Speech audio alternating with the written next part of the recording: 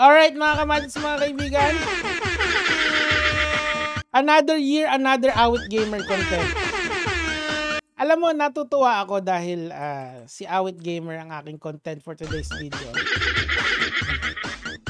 Ganito yan eh. Si Awit kasi ay may sponsored siya ng isang casino. Now, this is in no way a promotion of any gambling. I'm just telling you kung saan yung mga sure kayo na pag nanalo kayo, makaka-cash out kayo kasi mga legit yung tao sa likod. That's Joe. I'm really fortunate mga kamatis kasi madali akong i-connect ng mga tao sa mga ibang tao. Gets nyo na yung may mga ideas sa ganito. It's both a blessing and parang temptation at the same time. Kasi of course, naka-offeran ka na ng malaki. Ikaw na yung humihindi kasi nga ngayon kasi I just wanna keep it straight sa inyo. Pero alam ko naman na ilan-ilan sa inyo baka naiengganyo sa ganito. So sasabihin ko sa inyo kung sino yung mga tao na kind enough to tell me what's going on behind the scenes. Okay? Okay, so para lang safe kayo kung maglalaro kayo dito. And kung maglalaro kayo sa mga ganito, live or online, maglaro lang kayo dun sa kaya nyong ipatalo. Ipatalo yung operant word na hindi kayang ilabasa.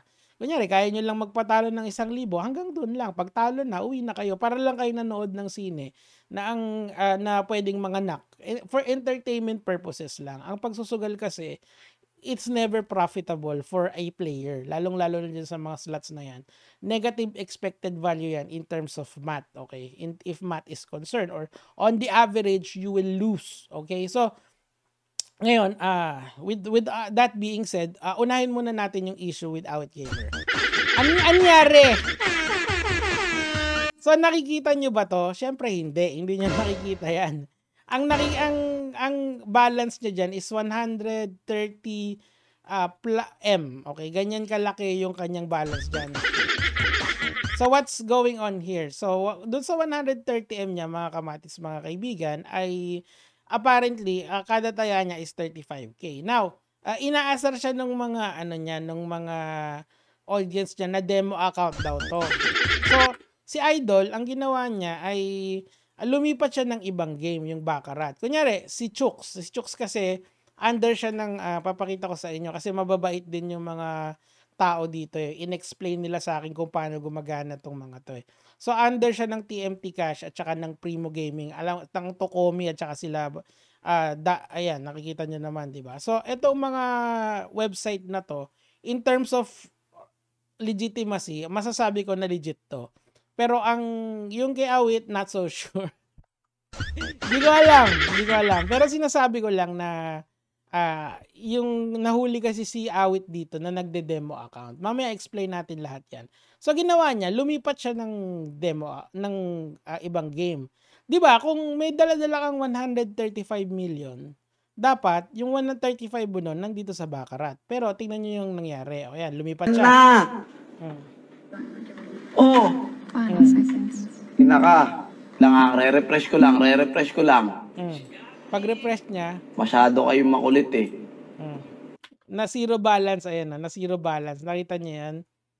Ayan o, na zero pagdating niya sa Baccarat table. Ulit. Baccarat! Ayan na! Ayan o, nakasulat dito, live balance, okay? Tapos, pinaka ayan, nawala bigla yung balance. Di ba dapat dala-dala niya rin yung 135 million dyan? So, napaghalataan tuloy si Tanga na nagde-demo account.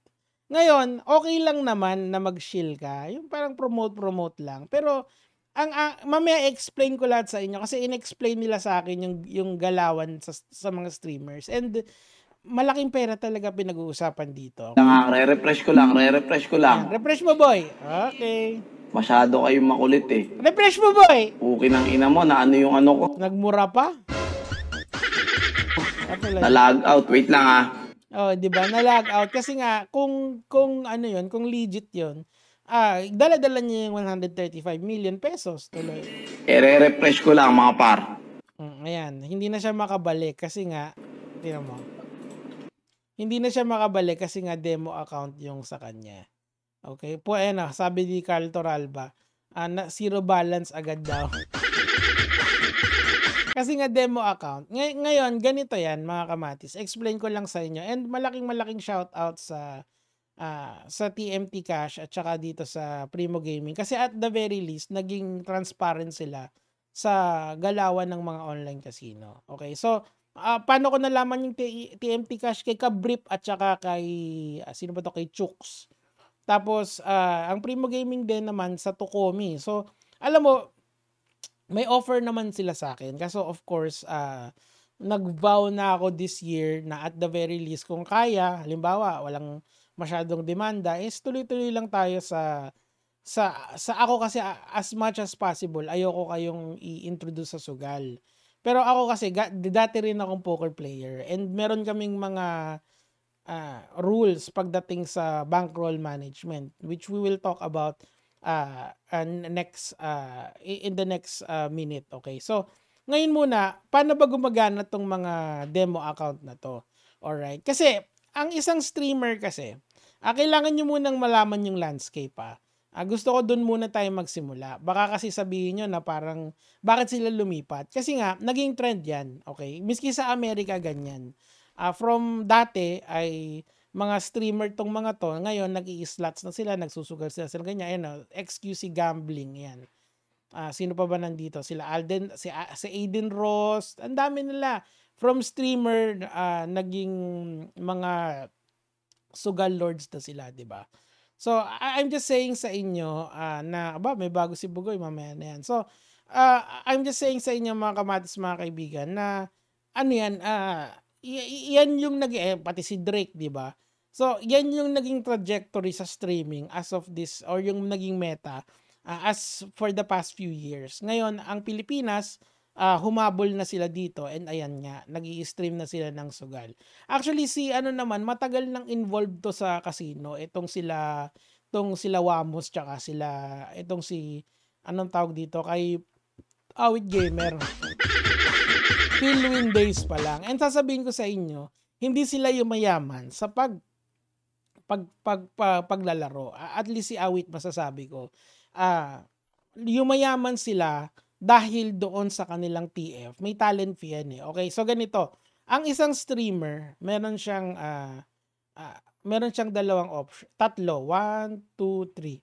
Okay, doon muna tayo sa unang option. Ang unang option niya is demo account. Yung parang ganito.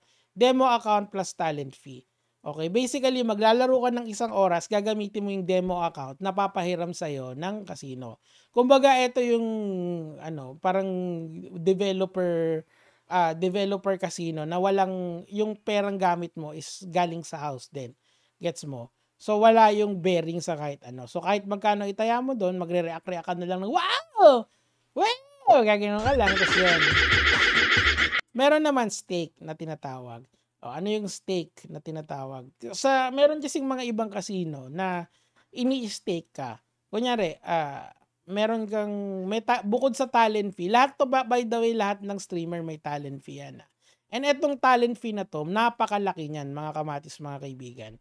As in, literal. Isipin nyo ako, hindi ako ganun kalaking YouTuber at content creator, pero ang laki ng offer sa akin. Can you just imagine yung mga kagaya ni Doggy? Yung mga kagaya ni Wrecker, yung mga kagaya nitong sila Awit, di ba? Nila Chooks, malaki yun talaga. And it matters eh. Ngayon, bukod sa talent fee, meron silang tinatawag na sign-up bonus. Kung ilan yung mapapa-sign up mo, yung certain percentage ng talo mo, meron kang makukuha doon. Halimbawa, natalo ng 100 pesos yung pinasok mo. Usually, ang rate nila, mga, I don't know, 5 pesos sa'yo, ganyan. Or yung iba, piso lang, yung iba naman, 20 pesos. Depende kung ano yung usapan nyo eh. Tapos yung panghuli naman, meron own money. Okay? Kunyari, sila Chooks at saka si Kabrip. Si Chooks at si Kabrip, yung kanilang management, hindi sila ini-stake, hindi rin sila binibigyan ng demo account. Ang reason nila, kasi malaki na yung binabayad namin sa inyo eh.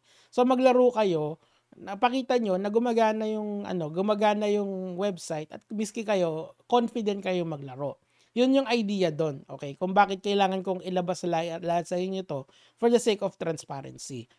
Now, kung fly by night yung casino mo, hindi kilala, medyo mag-demo account ka na lang muna. Kasi baka ma-feel win ka eh. Gets?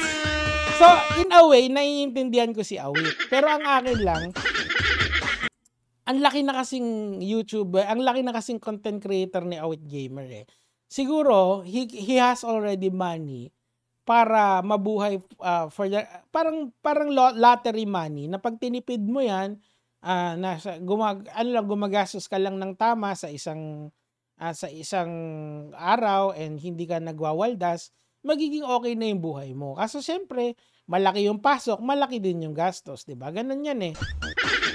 Yung hermetic treadmill na tinatawag na the more you look for happiness,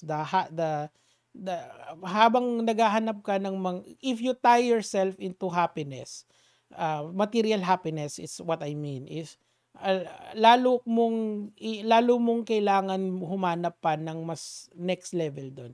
Parang tumataas yung threshold mo pag tinali mo yung sarili mo sa paghahanap ng kasiyahan sa bagay. Halimbawa, bumili ka ng sasakyan, Vios, okay? Nakapag-ipon ka, tumama ka kunyari ng malaki, bumili ka ng Vios.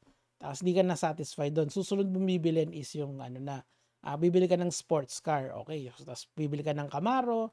Pag hindi na okay yung Camaro, pataas lang ng pataas siya. It's an escalation of happiness kasi it's based on material wealth. But if you look for happiness sa ibang bagay, halimbawa sa pamilya, sa ikabubuti ng community mo, maybe you can get something out of it. So ano ang moral dito? Nakikiusap po ako doon sa mga streamers natin na mag-aral kayo ng tinatawag na bankroll management. Okay? Bankroll management is something that we learn from playing poker kasi dati akong professional poker player. Sa bankroll management kasi, kunyari meron kang 100,000 pesos. Okay. Ang susunod na tanong mo dyan, anong stakes yung lalaruin mo? Ilang buy-ins yung kasi the goal of playing sa mga casino na ganito or sa mga sa gambling na dapat beatable mo is to play a game na mataas yung expected value mo. Medyo math-based na to, sorry pero ang bankroll management in the most basic sense is maglaro ka lang ng kaya nung dala-dala mong pera. Mas maraming laro, mas okay. Kasi in the long run, dapat panalo ka. Dito kasi sa kanila, panalo na sila in the sense na bayad na sila sa talent fee nila. Ano ba naman yung, turuan mo yung tao na magdahan-dahan sa pagtaya. Kasi nga, kunyari, may dala-dala ka 100,000. Para gawin mo yung parang kay Jonah. Pa 35 yung taya. Joke lang. Or kay Lakabrip. Kasi si Lakabrip malaki yung kinikita nila. You gets nyo mga kamads, mga kaibigan. So, yun lang naman yung sa akin for today. Shout out sa Primo Gaming at saka sa TMT Cash dahil naging mabuti sila and sinabi nila sa akin yung galawan sa loob. And siguro pag-usapan natin to in more detail next episode. Gege mga lord.